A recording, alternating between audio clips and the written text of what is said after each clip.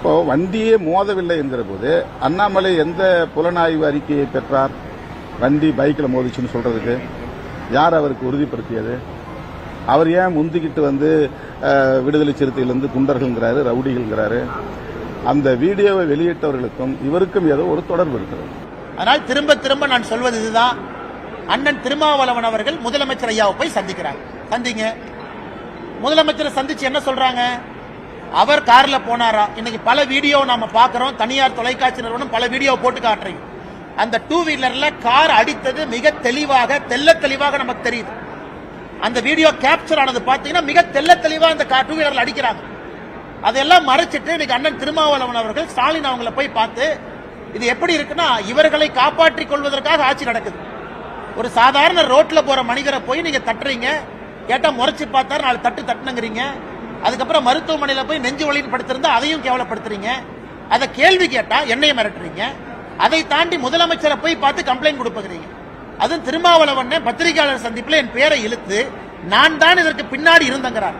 அந்த two wheeler காரலையும் தெரியாது, யாருன்னே தெரியாது. நான் சாமானிய மனிதனாக குரல் கொடுக்கின்றேன். என்னை போல நீங்களும் குரல் கொடுக்குறீங்க. ஆனால் திருமாவளவன் அவர்கள் இதெல்லாம் விட்டுட்டு நாகரிகமான அரசியலுக்கு வரணும். இது போன்ற வன்முறை, வெறுப்பு அரசியல், மிரட்டுவது, ரோட்ல போறவங்களை இடிப்பது, கேள்வி கேட்டா அடிக்க போவது, இது எந்த விதமான அரசியல்? இவங்க தமிழ்நாட்டில் என்ன மாற்றத்தை கொடுக்க போறாங்க? இவர்களால் என்ன மாற்றம் நடக்கும்? வன்முறை அரசியல்னால யாருக்கு என்ன லாபம்? அதனால அதற்கெல்லாம் நாங்கள் பயப்பட போவது கிடையாது. உங்களுக்கு தெரியும், அண்ணாமலை பொறுத்த வரைக்கும் ஒரு அடி அடிச்சா 2 அடி கொடுக்குற ஆள் நான். மத்தவங்க மாதிரி வாங்கிட்டு போற ஆள் இல்ல. அதனால அதற்கும் தயார் தான். நீங்க வரனா வாங்க. அதனால இந்த உருட்டல் மிரட்டல் என்கிட்ட வச்சுக்காதீங்க. இதையெல்லாம் பார்த்து காவல்துறை அதிகாரியாக இருந்து அரசியலுக்கு வந்திருக்கேன். பல ரவுடிகளை டீல் பண்ணிருக்கேன். இந்த வேலையில என்கிட்ட வச்சு கூடாது. அதே நேரத்தில் முதலமைச்சர் நான் சொல்றது, நீங்க உள்ள பூந்து ஏன் எஃப்ஐஆர் போடல? இந்த மாநிலத்தினுடைய முதலமைச்சர் நீங்க ஏன் அரெஸ்ட் பண்ணல? மிக தெளிவாக ரோட்ல வன்முறை நடந்திருக்கு. உங்களுடைய கூட்டணி கட்சியை சார்ந்தவங்க எம்பி கார்ல இருக்காரு, அவர் இறங்குறாரு, சுத்தி அத்தனை பேர் இருக்காங்க. அப்ப முதலமைச்சர் அவர்கள் சாமானிய மனிதனுக்கு ஒரு பாதுகாப்பு கொடுக்க முடியலனா, காவல்துறையினுடைய அமைச்சராக இருக்கக்கூடிய மு.க. ஸ்டாலின் அவர்கள் அந்த பதவியில் உட்காரணுமா? ஒரு சாமானிய மனிதனுடைய பாதுகாப்பை உறுதி செய்ய முடியவில்லை என்றால் முதலமைச்சர் என்கின்ற நாட்கள் எதுக்கு வேணும்? அப்ப சாமானிய மனிதனுடைய பாதுகாப்பு முக்கியம் இல்ல, கூட்டணி கட்சி அண்ணன் திருமாவளவன் தான் முக்கியம் என்று முதலமைச்சர் அவரும் முடிவெடுத்துட்டார். இது தமிழக மக்கள் அண்ணா இன்னைக்கெல்லாம் அந்த காலம் மாதிரி இல்ல, டிவியில நீங்க அத்தனை ஆங்கிள் போட்டோ எடுக்கிறீங்க, இந்த ஆங்கிள் அந்த ஆங்கிள் போடுறீங்க, தனியார் தொலைக்காட்சி எல்லாத்தையும் நம்ம பாக்குறோம், வேறு வேறு ஆங்கிள் காட்டுறீங்க. சாமானிய மனிதனுக்கு தெரிந்துவிடும் யார் ஏமாத்துறாங்க, யாரு பொய் சொல்றாங்க. அதனால் முதலமைச்சர் இதில் தலையிட்டு நடவடிக்கை எடுத்து காவல்துறையினுடைய மானத்தையும் அரசனுடைய மானத்தையும் காப்பாற்றணும். கரூர் சம்பவத்தில் கைது செய்யப்பட்ட மாவட்ட செயலாளருக்கு நீதிமன்றம் ஜாமீன் கொடுத்திருக்கிறது. இது தங்களுக்கு கிடைத்த முதல் வெற்றி அப்படின்னு சொல்லி அண்ணா தாவேக அவங்க புரிஞ்சுக்கணும், எல்லாரும் புரிஞ்சுக்கணும். நான் தான் முதல்ல இருந்து சொல்றேங்கன்னா, இதுல திரு விஜய் அவர்கள் அக்யூஸ் நம்பர் 1 போட முடியாது. அதே நேரத்தில் ஜாமீன் என்பது இயல்பாக எல்லாருக்கும் கிடைக்கத்தான் போகுது. இவங்க யாரும் போய் கொலை பண்ணல, யாரும் கத்தி எடுத்து குத்துல. தவறு நடந்திருந்தால் சிபிஐ வர்றாங்க, அதுக்கான சார்ஜ் ஷீட் பண்ணுவாங்க, எவிடன்ஸ் கொடுப்பாங்க. இன்னைக்கு ஒருவேளை வேகமா ஜாமீன் கிடைச்சிருக்குன்னா அரசு தரப்பு வழக்கறிஞர்கள் அவங்க குற்றச்சாட்டு வச்சிருக்கிறாங்க, குற்றச்சாட்டுக்கான ஆதாரத்தை கொடுக்க முடியவில்லை என்ற அர்த்தம் தான். ஜாமீன் கிடைச்சிருக்குன்னா அரசு தரப்பு வழக்கறிஞர்கள் அப்ப அவங்களால எவிடன்ஸ் கொடுக்க முடியல, அப்ப எவிடன்ஸ் இல்ல. இது ஒரு ஆங்கிள். இன்னொன்று, நீதிமன்றத்தை பொறுத்தவரை எங்கேயும் போக மாட்டாங்க, உள்ளூர்ல தான் இருப்பாங்க. ஜாமீன் போட்டு நீங்க காவல்துறைக்கு விசாரணைக்கு ஒத்துழைக்கலாம் சொல்லியிருக்கலாம். ஆனால் இதை பெரிதுபடுத்துவதை விட இந்த நிகழ்வுக்கு பின்னால் யார் இருந்தார்கள் என்பது முக்கியம். அது சிபிஐ என்கொயரியில் முழுமையாக வெளியே வரும் என்கிற நம்பிக்கை எனக்கு இருக்கு.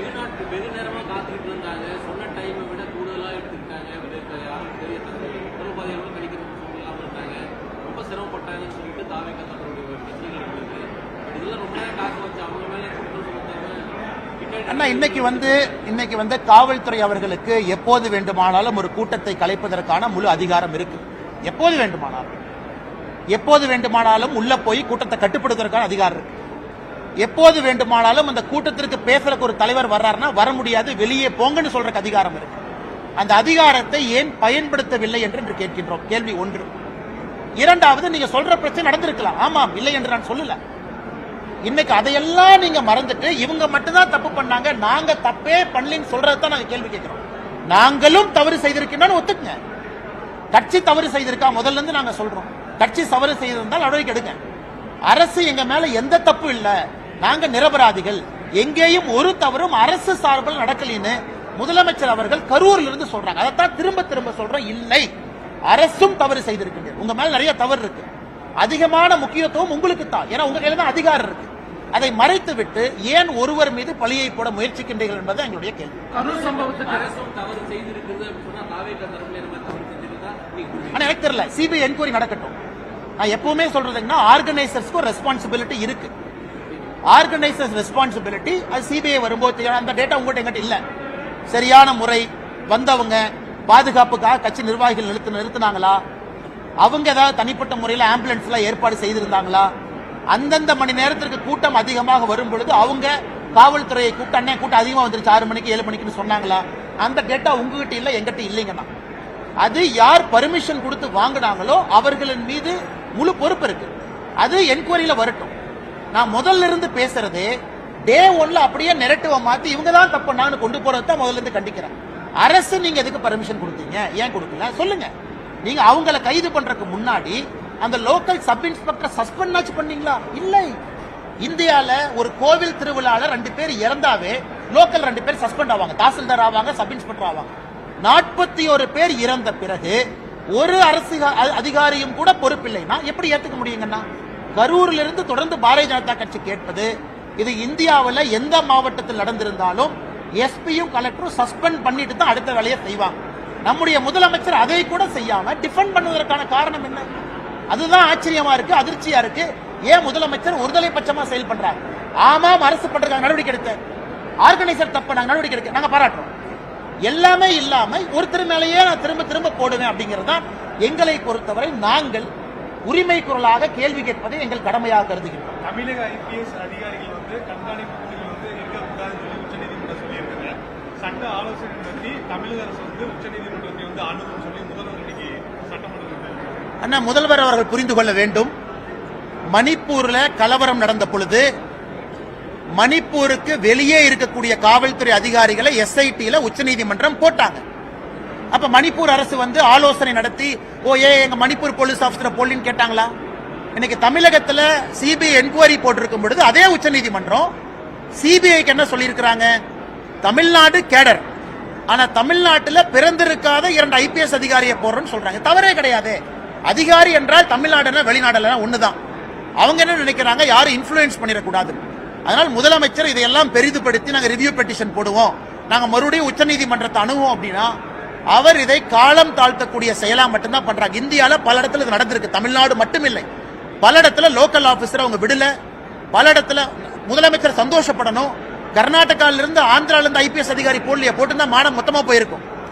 தமிழ்நாடு ஐபிஎஸ் அதிகாரி யாரையும் போடாம மணிப்பூர் மாதிரி கர்நாடகா, ஆந்திரா, மகாராஷ்டிரான் போட்டுந்தா இன்னைக்கு அட்லீஸ்ட் அதிகாரிகள் தமிழ்நாடு கேடர்ல இருக்கிற அதிகாரிகள் தானே. இதை எதுக்கு முதலமைச்சர் அரசியல் படுத்துறாரு? கரூர் சம்பவத்துக்கு துக்கம் அனுசரிக்கிறதுமா சட்டமன்றத்தில் அதிமுக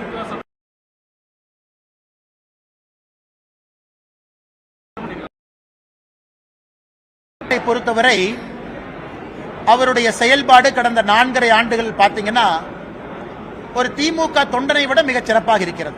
முழுசா 100 மார்க் கொடுத்துடலாம்.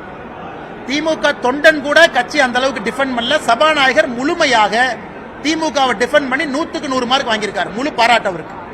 ஆனா சபாநாயகர் வேலையை ஒரு நாளும் செய்யல. அவர் சபாநாயகர் இருக்கையில் அமர்ந்து கொண்டு அவர் இத்தனை காலமாக செய்வதெல்லாம் திமுக தொண்ட வேலை தான். இது மட்டும் இல்ல, இன்னைக்கு நம்முடைய பாரதிய ஜனதா கட்சியினுடைய 4 எம்எல்ஏக்கள், நம்முடைய மாநில தலைவர் அண்ணன் நயினார் நாகேந்திரன் அவர்கள், நம்முடைய கோயம்புத்தூர் தெற்கு தொகுதி எம்எல்ஏ அக்கா வானதி சீனிவாசன் அவர்கள், மொடக்குறிச்சி சரஸ்வதி அம்மா, நம்முடைய காந்தி ஐயாவை பல இடத்துல சபாநாயகர் அவமானப்படுத்தியிருக்கார். மைக் ஆஃப் பண்றது, அவங்க பேசும்போது ஏளனமா பார்க்கிறது, இது கடந்த 4.5 ஆண்டுகள்ல தொடர்ச்சியா செய்யறாங்க. இன்னைக்கு அனைத்து இந்திய அண்ணா திராவிட முன்னேற்ற கழகத்தினுடைய சட்டமன்ற உறுப்பினர்கள் அந்த கருப்பு பேட்ச் அணிந்திருக்கும் பொழுது அதையும் மிக கேவலமாக சித்தரிச்சிருக்கிறாங்க. அந்த அளவுக்கு தான் மனிதாபிமானம் இருக்கு. நேத்து ஒருத்தர் சொல்றாரு, நாங்க இதையெல்லாம் தாண்டுவோம், இதெல்லாம் டிராமா தான், இதெல்லாம் தாண்டி மக்கள் ஓட்டு போடுவோம். எப்படி ஓட்டு போடுவாங்கன்னா, தினமும் இது போன்று நீங்க அசிங்கமா பேசுறீங்க, மோசமா பேசுறீங்கன்னா மக்கள் எப்படி உங்க பக்கம் வருவாங்க? அதனால இது மக்கள் மன்றத்தில் மட்டும்தாங்க நான் தீர்ப்பு, வேற எங்கேயும் தீர்ப்பு இல்ல. சபாநாயகர் மோசமாக நடந்து கொண்டதற்கு எஸ்ஐடி நான் வைக்க முடியும். அதனால 2026 மக்கள் மன்றத்தில் சரியான மக்கள் தீர்ப்பு எழுதுவார்கள் என்று நம்புவோம். எடப்பாடி பழனிசாமி இன்னைக்கு சொல்லியிருக்காரு. அதிமுக பல்வேறு கேள்விகளை முன்வைச்சாங்க. ஆனா பாத்தீங்கன்னா அமைச்சரும் மாறி மாறி பழைய, அதாவது கள்ளக்குறிச்சி விவகாரத்தையோ தூத்துக்குடி சம்பவத்தையே வந்து மேற்கொண்டு பண்ணி பேசுறாங்க. ஆனா கரூர் விவகாரத்தை பெரியவங்க பேசல. ஆனா அதனாலதான் பாத்தீங்கன்னா நேத்து நான் வேற எந்த செய்தித்தாளையும் சொல்லிங்கன்னா தினகரன்ல செய்தி வந்துச்சு. தினகரன் வந்து அபிஷியலா திராவிட முன்னேற்ற கழகத்திற்கு தொடர்பு இருக்கக்கூடிய ஒரு செய்தி நிறுவனம், அவங்க இருக்கிறாங்க, நல்லது. தினகரன்ல செய்தி போடுறாங்க, முதலமைச்சர் சிறப்பு ஆலோசனை, ஹிந்திக்கு எதிராக சட்டப்பேரவையில ஒரு சட்டத்தை கொண்டு வருவதற்காக ஆலோசனை தினகரன்ல போடுறாங்க. ஏன்னா இன்னைக்கு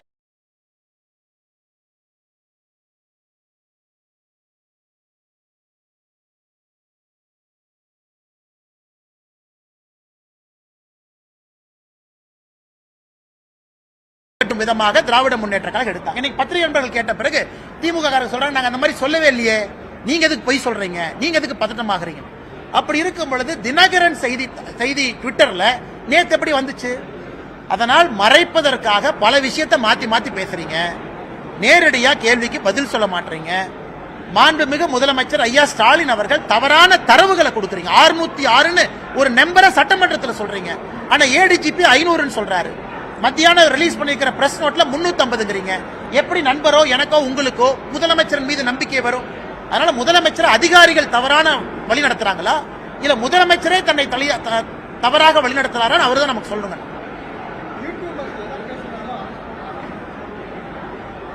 ஆனா இவங்க இன்னைக்கு பெண்களின் மீது கை வைக்கிறவன், ரோட்ல வந்து தாலி செயினை பறிக்கிறவன், அவனை அரெஸ்ட் பண்றதுக்குலாம் டைம் இல்ல.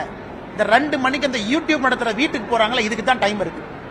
ஆனால் ரவுடிகள்லாம் ஜாலியா சுத்திட்டு இருக்கான். எங்கேயா சுத்திட்டு இருக்கேன்? 10 மணிக்கு அண்ணே அவங்களாம் யூடியூப்காரன் அரெஸ்ட் பண்ண போயிருக்காங்க, அதான் கத்தியோட சுத்திட்டு இருக்கேன். அது போன்ற தமிழகத்தினுடைய சட்டம் ஒழுங்கு நிகழ்வு நடந்து கொண்டிருக்கிறது, வன்மையா கண்டிக்கத்தக்கது. அப்படி யூடியூப்காரன் அரெஸ்ட் பண்ணால் 24 மணி நேரத்தில் பெயில் கொடுக்கத்தான் போறாங்க. எல்லாரும் கருத்துரிமை இருக்கு, பேச்சுரிமை இருக்கு. இதை முதலமைச்சர் நேரடியாக தலையிடணும். யாரோ காவல்துறை பண்றாங்களா, ஏடிஜிபி பண்றாங்களா, டிஜிபி பண்றாங்கன்னு தெரியல. இதை முதலமைச்சர் தலையிட்டு சரி செய்ய வேண்டும் என்பது எங்களுடைய வேண்டுகோள். குறிப்பிட்ட மாதிரி விஜயை வந்து முதல் குற்றவாளியா சேர்க்க முடியாது நீங்க சொல்லிட்டு இருக்கீங்க. ஆனா தமிழக அரசு வந்து உச்ச நீதிமன்றத்திலும் சரி, நீங்க சட்டமன்றத்திலும் சரி, விஜய் வந்து இன்னும் வந்து பாதிக்கப்பட்ட மக்களை சந்திக்கல, அந்த இடத்துல வந்து பார்க்கல, உடனே அந்த இடத்துக்கு ஓடிட்டாங்க அப்படிங்கிற ஒரு தரவு வந்து மீண்டும் சொல்றாங்க. அண்ணா நான் உங்களுக்கு ஏற்கனவே சொன்னேன், நாளைக்கு இன்னொரு அரசியல் கட்சி நடக்கக்கூடாது. கரூர்ல செப்டம்பர் 27ஆம் தேதி டிவிகேல இன்னொரு கட்சியா இருக்கு. அந்த கட்சியினுடைய தலைவராக இருந்தாலும் இதைத்தான் நான் பேசியிருப்பேன். அவங்க திமுகவினுடைய கூட்டணி கட்சியாக இருந்தாலும் இதைத்தான் நான் பேசியிருப்பேன். அந்த தலைவரை அக்யூஸ்ட் 1 நீங்க சேர்த்த முடியாது. காரணம், நியாயம்னா நியாயம், நேர்மைனா நேர்மை. அதை மாத்தி எல்லாம் பேச விரும்பலீங்க. அதனால் விஜய் அவர்களுக்கோ யாருக்குமோ ஆதரவு கொடுக்க வேண்டிய அவசியம் இல்லை. நாணயமா நேர்மையா ஒரு விஷயத்தை பார்த்து கருத்து சொல்றோம். அதை எப்படி வேணாலும் திமுக மாத்தி பேசலாம், திருப்பி பேசலாம். இது திமுகவினுடைய கூட்டணி கட்சியில தான் நாங்கள் சொல்லி இருப்போம். அவங்க மேல குற்றச்சாட்டு வைக்காதீங்க, முதல்ல அரசு என்ன பண்ணீங்கன்னு சொல்லுங்க ஐயா.